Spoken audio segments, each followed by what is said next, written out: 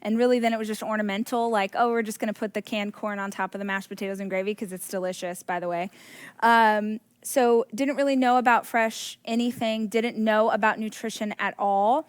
And because my family, my grandparents migrated, not my grandparents, but great-grandparents migrated here during the Dust Bowl. So if you've ever seen Grapes of Wrath, that's sort of our people. And we came from Oklahoma to California during the Dust Bowl and were farmhands and picked cotton and picked potatoes and didn't have a lot of money.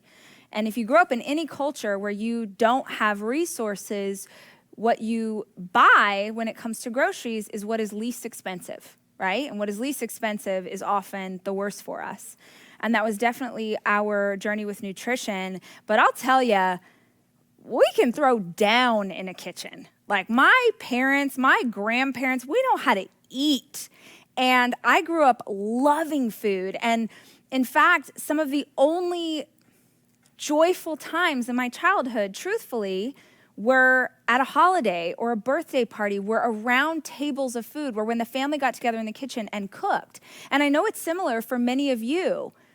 And that was a really powerful understanding for me as I started my health journey, was to understand what was the role that food played in your life. Because when we talk about health, we're going to talk about fitness, we're going to talk about mental, we're going to talk about energy, but talking about nutrition is crucial. Because as much as I was not raised to understand this, what you eat affects everything. What you eat affects how things are going mentally. What you eat affects your energy, affects do you have anxiety, affects inflammation, affects your gut, affects your immune system. What you eat matters so much, but that's not information I had when I was growing up. And understanding the role that food plays in your life is incredibly powerful. I heard this for the first time years ago on the Oprah Winfrey Show. The Queen, I've seen every episode of the show at least once, if not twice. And there was a whole season for my fellow Oprah babies who also loved Oprah. There was a whole season where she had Bob Greene on like every other episode. Okay, now there's only like 12 of us who know what I'm talking about right now, but there's a whole thing. Bob Greene was like Oprah's best friend. He was her nutritionist. He ended up like having a child and she was the godmother. And for 20 years, I have wondered, what would it be like if Oprah was your godmother? My godmother.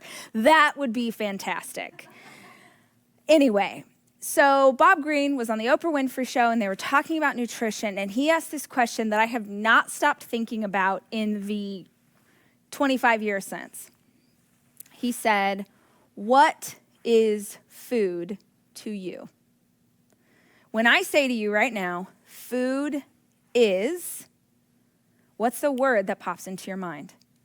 So I was thinking about this, let's say maybe 10, 15 years ago. We were at dinner and we were talking about nutrition or something, and I'm like, oh, guys, I remember this episode of the Oprah Show, and Bob Greene says, "What is food to you?" And I knew mine was, food is comfort. Food is celebration, right? I knew my things. Those were my words. And as I'm having this conversation with a group, there's a girlfriend who's sitting next to me who had struggled with bulimia and anorexia her entire life. We're having this conversation, and I'm saying, to me, food is comfort. And I hear her say underneath her breath, food is the enemy. God, even saying that for you right now, like my heart stops, right? Because both of those, comfort and celebration, those are good things. I love food, right? And it was the first time I realized, oh my gosh, someone else has an entirely different narrative about this thing than I do. I was talking to someone, we were having this conversation as a team.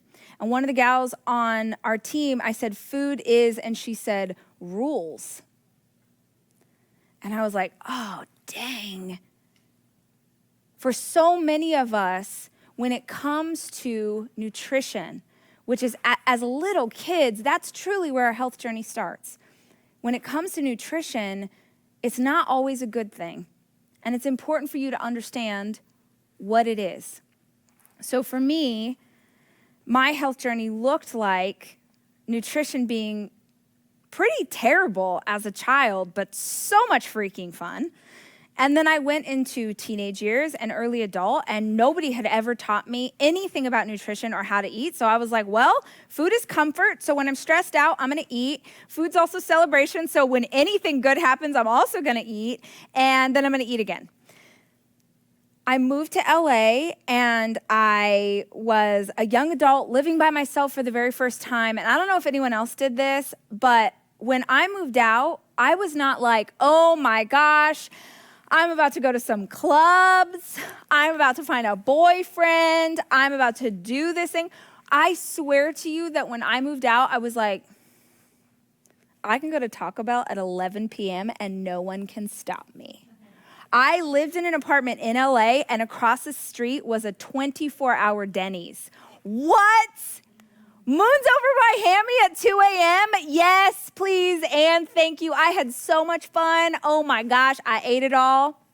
And I was absolutely physically, wow, dumpster fire. Like I never moved. I never run a mile. I can't daydream about walking a mile. I couldn't do anything. I did everything terrible to my body I could do physically. I would stay up super late watching TV, and then I would have to go to work, and I would tweak out on caffeine and do all of these things, and then I would just repeat this cycle over and over and over again. Meanwhile, I'm eating, I'm having frappuccinos every day. I'm eating fast food for 2 meals, like, ooh, Taco Bell for lunch. And then some days I'm like, oh, do I need to have McDonald's for breakfast and for dinner? Watch out. I was so excited to eat all the food. And I know that physically I was not okay. And I know that nutritionally I was not okay. But something very interesting that I think about that time is that even though all of it was a mess, I didn't hate myself. I didn't hate myself. But that was not always the case. So in this time period, I hate using weight as a reference, but I do think it's important because, let me just say this really quickly. I don't give a flying crap what you weigh. I do not care about your weight. I think your weight is the least interesting thing about you. The number one thing I hear from this community is they'll say, Rachel, I've struggled with my weight my entire life. And I think, good grief, you have struggled with something your entire life. And instead of thinking that something is wrong with the struggle, you think that something is wrong with you. What would your life look like if you could just let go of this obsession over weighing a certain amount? So for me, just to give you a point of reference, I don't want to talk about weight, but it's an easy analogy for you. I am 5'2". I know right now you're watching, you're like, good grief, is she 6'7"? No, I'm 5'2". Oh, my shoe, sorry. There we go, okay. I'm 5'2", and the last time that I stopped weighing myself, I was 55 pounds more than I am today. And the reason I tell you that number is because it doesn't matter where you are on your health journey, you can understand that on a frame that's 5'2", if I add 55 additional pounds to what I am right now, what that does to my back, what that does to my legs, what that does to my body and my frame and my sleep and my breathing and my physicality and all of that. So I show these pictures, but those of you who are in a similar place understand that we stop taking pictures at a certain point. Or if someone gets a picture of us, we destroy it. So I don't even have pictures when I went to the height, right? But I show you these because even at this point, I mean, my Lord, were my boobs better when there was more weight on them. Let's just call that what it is. But I was still having fun. I didn't have the emotional suffering. I didn't hate myself, but something happened in my life. Will you show that other picture? So there was a catalyst. And I think oftentimes in our health journey, there is a catalyst. Something happens, and I'm telling you this story right now, not so you can hear all about me, but so you can ask yourself if it's similar. Was there a catalyst in your life where something changed? Okay, let me show you this. We all put up the illness, wellness continuum for them. If you are in the workbook with me, I'm on page 11. If you are at home, we're going to show you this image right here. So, the very first time I taught on this subject, I was trying to figure out how to explain this to you guys. Because I was like, this is a very pivotal understanding for me. Because going from a place where I was, eating all the things and having so much fun and was really just having a jolly old time, felt good, was so much better than being in the same place physically, but now mentally and emotionally, I hate myself and I feel shame. And so I was like, how can I explain this? I need to explain this to them. And it just so happened that as I was trying to figure out how to tell you all this story, Dave got vertigo. And maybe some of you were with us. We were going into Rise, Minneapolis, I think. And he got vertigo, and it was so horrible. If you've ever had vertigo before, I've had it, maybe some of you, it's so terrible. And I had to take him to the doctor, and he's 6'4", and I'm 5'2", and vertigo, he's like, the room's spinning, and it's just the two of us, and I'm like walking him down the hallway like, come on, it's okay. And we get to the doctor, and we get in the room, and he lays down, he's sick as a dog, and I'm like, petting, because I feel so sad for him. And I look up on the wall, and there is this image. Do we have that? Okay, great. This is the illness wellness continuum, and I'm going to show you it right here. So it's this, it's like this. I don't even know. What do you call that? It looks like north, south, east, west. It's a grid. It's a line. What's that? It's an X and Y axis, the smart woman in the back of the room said. Watch out. Okay, someone went to school. All right. All right, so 0 to 10 is how this looks. And then we have these numbers, 1, 2, 3, 4. I did those lines badly. 6, 7, 8, 9, and 10. Okay. I probably should have done this in advance, guys. Just go with me. All right, so on this X and Y axis, it's got this 10 is like optimum health. The best health you can possibly be in. On this sheet, it says 100% functionality of your body, continuous development, active participation, wellness lifestyle. This is 10. And then right here, 7, 8, and 9, we'll sort of do it like this. This part right here this is good health.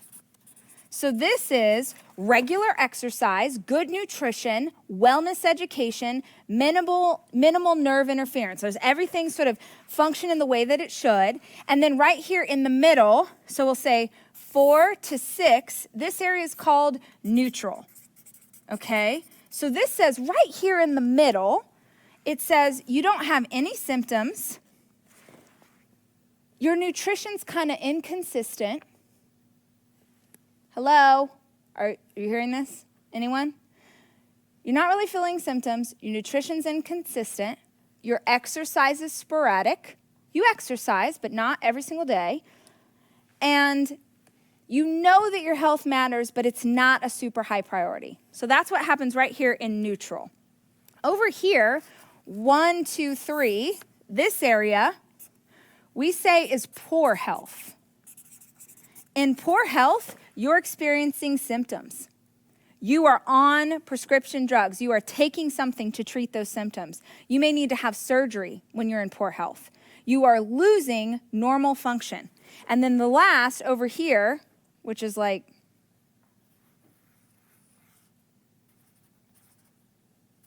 wait for it. Oh, this is my word. The drawing, this is so terrible. Hold on. This looks like a spider. I was trying to do a skull and crossbones. That's terrible. Okay, this is poor health. In poor health, you are on multiple medications. You've got a poor quality of life. Your potential becomes limited, and your body has limited function, okay? Here's what blew my freaking mind about this continuum. Do you know what this neutral spot is called? If you have it in your workbook, you can see it right there at the top. If you don't, let me tell you, It's called the comfort zone. And my other favorite thing, right underneath that, it says false wellness. False wellness. Nothing's really happening. I can get in those walks when I need to. I'm doing my nutrition sometimes. I'm fine. I'm right here. I'm not challenging myself, but don't worry, nothing's going too badly. I'm in my comfort zone. I'm in false wellness. What I can understand about myself is that earlier on in my health journey, those first pictures where I said, man, I'm having a great old time and eating all the things and I'm never doing anything for my body and I haven't seen a therapist in years and I'm ignoring all the things. A lot of that I was able to get away with because I was young. I'm sure I'm not the only person that treated their body in certain ways when they were in their early 20s that they could not get away with in their 30s, 40s, 50s, and beyond, right? So I actually was in this place, but the fact that I was so young, I was able to get away with a lot of those things. I was in my comfort zone, but then something changed. I believe that we get knocked out of this place in big ways or in small ways. So, small ways, let's start there, because some of you are in false wellness, you think, but you're actually moving much further down this line. And what happens is that we lose our traction by degrees. There's this analogy about a frog in boiling water. Have you guys ever heard this story? So if you have a pot of boiling water and you took a frog, I don't know why you do this, you'd be a super jerk, but you throw a frog into a pot of boiling water, he's gonna jump right back out. Like he's gonna be like, hell no, thank you, I do not want, nope, I'm gonna do everything in my power to not die in the boiling water. But if you put a frog in a pot of cool water and you slowly turn up the heat by varying degrees, you can boil that frog without him ever being aware that he's slowly dying. Some of you are losing traction by slow degrees. Some of you were here at 5 and you've slipped down to 3. Now you're taking the ibuprofen every single day now, right? It used to be just every once in a while, but now you feel those aches in your bodies all the time. You're taking it all the time. Now the anxiety's popping up regularly, right? It used to just be every once in a while. It used to be when you were triggered, but right now it's showing up more and more. You're losing by slow degrees. You've probably heard this before, but every single living thing on this earth is either growing or it's dying. There is no in between. There is no staying here. It's false. It's not real. Grass grows or dies. Trees grow or they die. Sharks grow or they die. There is no in between. So if you are not moving, this is what I need you to hear me say, if you are not moving in the direction of better health, I promise you, you are moving in the direction of poor health. It's just happening so slowly you don't see it. Or a catalyst happens in your life. You lose your mom. You lose your job. You go through a global pandemic. Or in my case, you have your first baby. I was so unhealthy going into that first pregnancy, and I definitely didn't know how to be healthy once I was inside of it. It's so wild to me now to think about this, but I didn't even take a walk for 10 months. I didn't move my body one time because I was so confused about health that I was like, am I allowed to would it hurt the baby if I walk to the end of the block? And now on Instagram, there are people doing crazy, they have 7 abs. One of them is their baby, right? Have you seen these women who do CrossFit? Hassan, have you seen these women who do CrossFit? They're in a CrossFit class and they the baby pops out and then they just clean jerk again because they're so freaking buff. I didn't move once that entire pregnancy. So what already was unhealthy, now I know that there are people, I know you exist. All of my earth mothers who love being pregnant. It's like so much fun. You're living your best life. That's not me. I love my kids more than anything. I hate being pregnant. Hate it. Sorry. Send a letter to someone who cares. Thank you. I'm not the only one. I hated being pregnant. And I told you already, what's food to me? Comfort.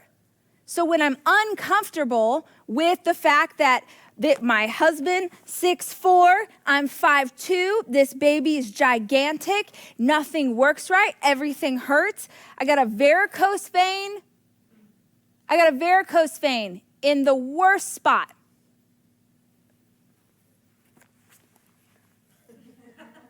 Varicose vein. I was like, why does it feel like someone's hitting her with a hammer? And the OB was like, put your legs in the stirrups because that will make you feel graceful and seen, literally. She's like, let me see. And then she was like, oh, varicose vein in your hoo-ha. Welcome to pregnancy. I hated it. I was so uncomfortable. And so it got worse. And then this is the catalyst. It's not the pregnancy. It's that, at least for me, I had the baby and I didn't know my body anymore. Right? Like if you're a mom out there, like raise your hand, give me a nod if you understand this. I didn't know this body anymore. I went to the hospital. Y'all probably heard me tell a story. Like I was dumb. I went to the hospital with pre-pregnancy jeans in my overnight bag. Because I was like, we're getting back. She's coming back. Here we go. I so appreciate now all these celebrities who are posting pictures in the hospital where it's like you still look 7 months pregnant wearing your mesh underwear. I didn't know my body.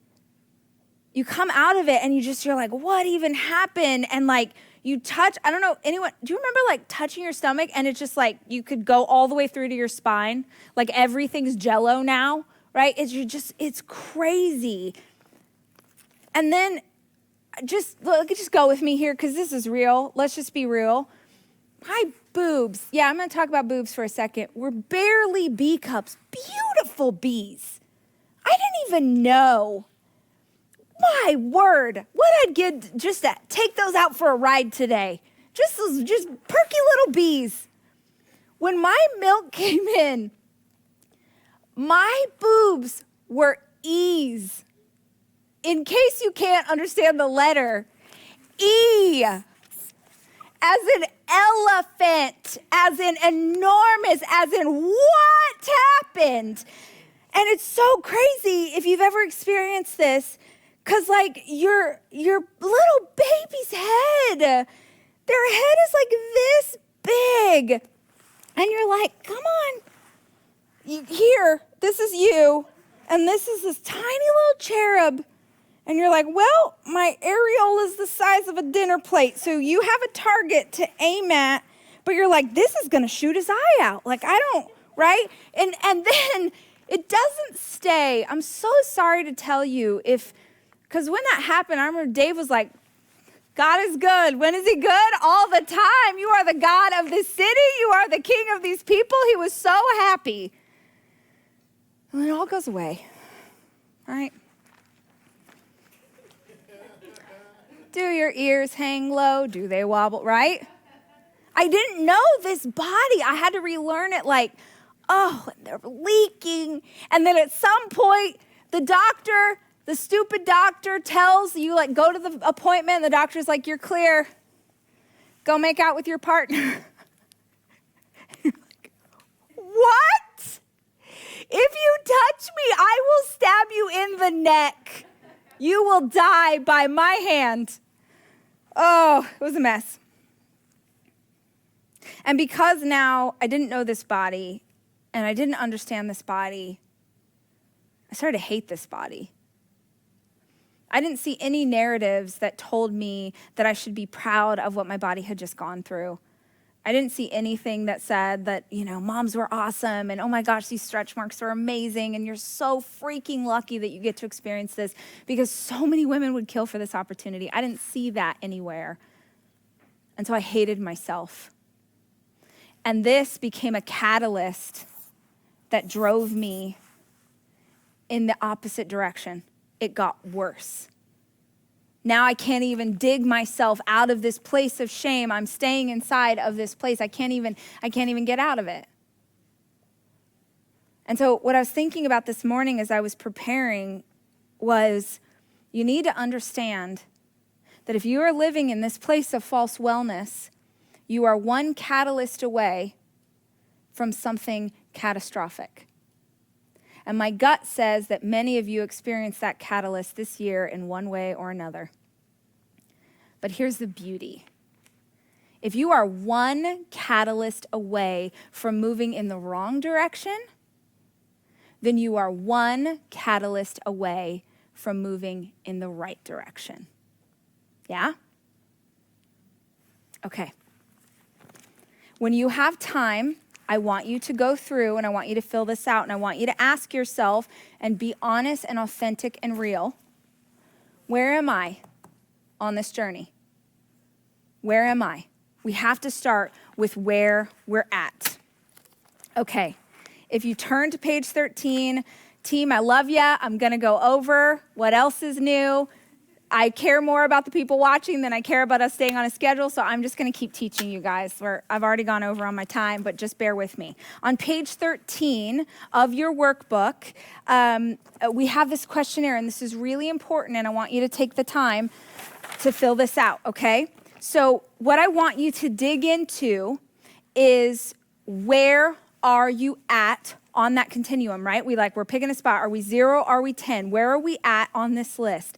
And what I want you to understand, I turned too quickly, is that suffering happens inside of false wellness, but we tend to ignore it.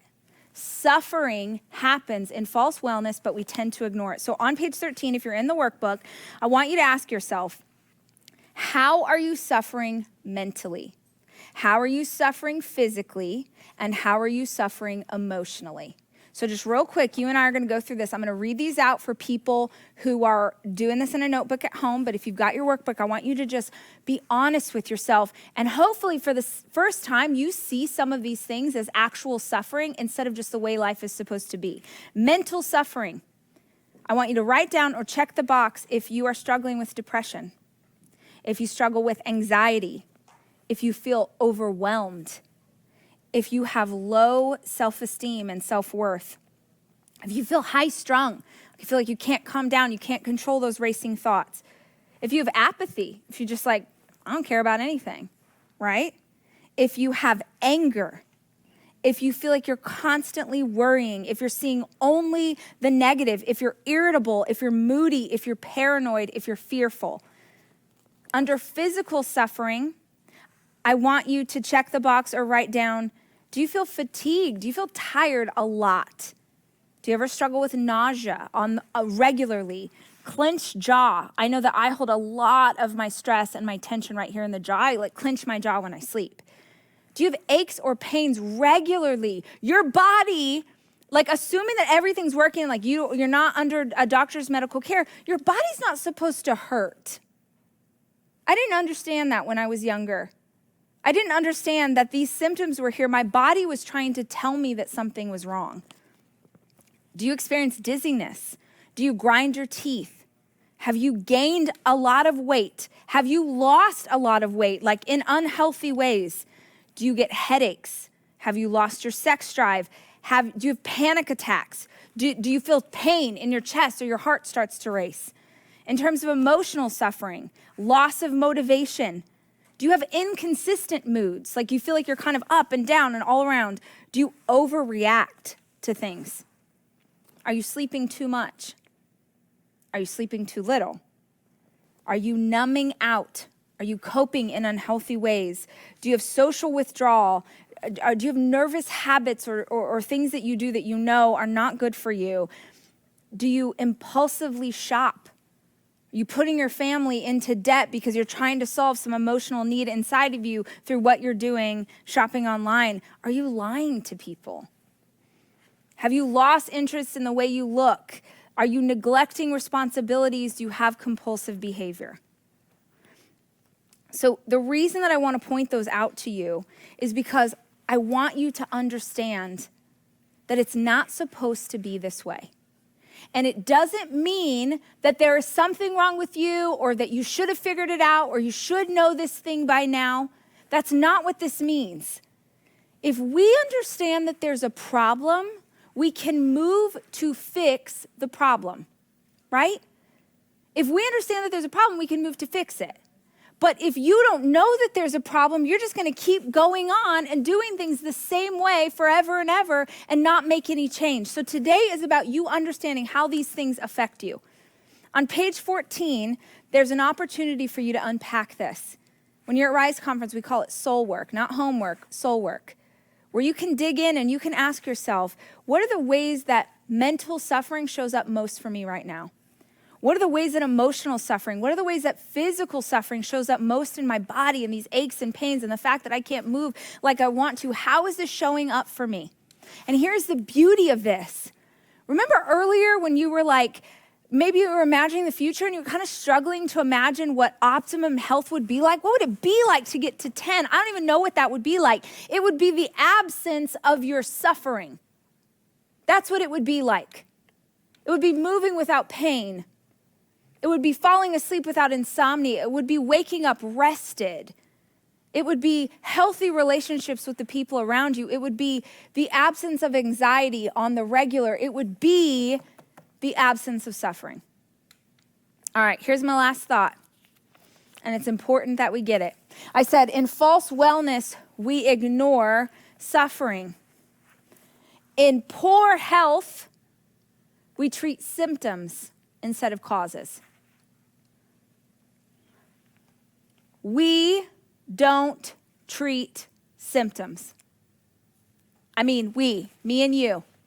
We're going to stick a flag in the ground. You are going to commit to this today, that we are going to stop only treating our symptoms. We are going to agree that we will treat the symptoms for as long as necessary, but by God, we're going to find out the root cause of what's going on. Let me explain the difference to you. So on page 17 in your workbook, we talk about the difference between a symptom and a root cause. So for me, I used to constantly feel tired, lethargic. I wouldn't have energy. I couldn't focus all the time. And I was like, I'll just have more espresso, right? I used to get a red eye. I used to get a venti red eye. How am I even alive? Do you know what a red eye is at Starbucks? It's when you get a giant cup of coffee and then they drop espresso shots into it. God help me. Or maybe the venti, like it's a depth charge. That's literally what they call a drink at Starbucks. It's like off menu. It's like the special fries at In-N-Out. Don't order it. Your heart will stop. A symptom versus a root cause. I was tired. I was lethargic. I had low energy. That is a symptom. And so I would treat my symptom. I would be like, I feel tired, so I'm going to have espresso.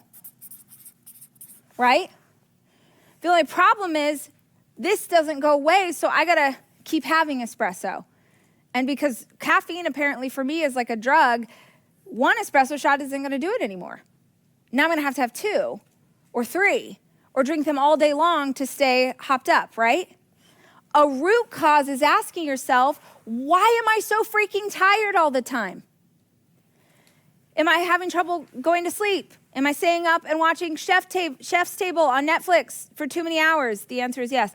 Am I going to sleep, but I'm not getting good sleep? Am I stressed out about something? Is something else going on chemically? Do I need to have blood work done? Like, why am I so freaking tired? This is a symptom. The root cause for me was I wasn't getting good sleep. And I'm going to talk to you about that later. We're going to get into some tactics on how you can feel better in these ways. But you have to understand, I want you to go back to that list and I want you to look at the ways that you are suffering and I want you to ask yourself, what's the root cause of this thing? Because every single piece of suffering that you are currently going through, emotionally, physically, mentally, there's a cause. And if we can treat the cause, we can change our lives, right? So whether you're doing this in the workbook, on page 17, I give you some directions. On 18, you have blank spots so that you can start to unpack some of these, but you can do this at home. You can start by listing out what's my symptom. Okay, so my symptom is that I keep getting headaches, right? That's my symptom, right? And then over here is my root cause, and over here is my quick fix. So my quick fix right here is I can take ibuprofen, I can take some Tylenol, I can do something to make the headache go away. And that's super easy, right? Because pretty quickly, I'm gonna start to feel better from treating this thing. But if I can figure this out, oh, you know what? You're getting headaches every day because your neck's out of alignment and you need to be adjusted, right? You need to go to the chiro. You need to stretch. You need to deal with stress. You need to wear glasses. You need to sleep on a different pillow. Like, there could be a million reasons why this is happening, and a lot of them could be really simple to fix. You could fix them forever if you were more intentional about slowing down and figuring out what's really going on instead of just treating the thing that will get you the feeling as fast as possible. So there's an opportunity for you to go in and dig through this, right? There's an opportunity for you to break apart all of those pieces of suffering. You'll learn this. If this is your first time hanging out with me, here's the secret to everything. No matter if I'm teaching about business or health or life, my answer is always figure out why it's going on, unpack how that thing is affecting you, and let's do the work to fix it. That is what our conversation today is all about. I'm so excited to go on this health journey with you guys. I'm so excited to keep sharing these stories. I'm so excited for you to hear from some of the most incredible speakers on this topic. I want to remind you that you committed to go all in. I want to remind you that you are going to take notes. I want you right now, wherever you're at. You know what, Asan? You know what we need? 5, 4, 3, 2, 1. Go back. This is the moment. Tonight is the night. We'll fight till it's over. So we brought our hands up like the ceiling can't hold us. Like the ceiling can't hold us. All right. We got our energy up. We hopefully got you centered back in this room. Stay in it, stay present. I'm so excited for the day that we have planned for you guys. I will see you again in a minute.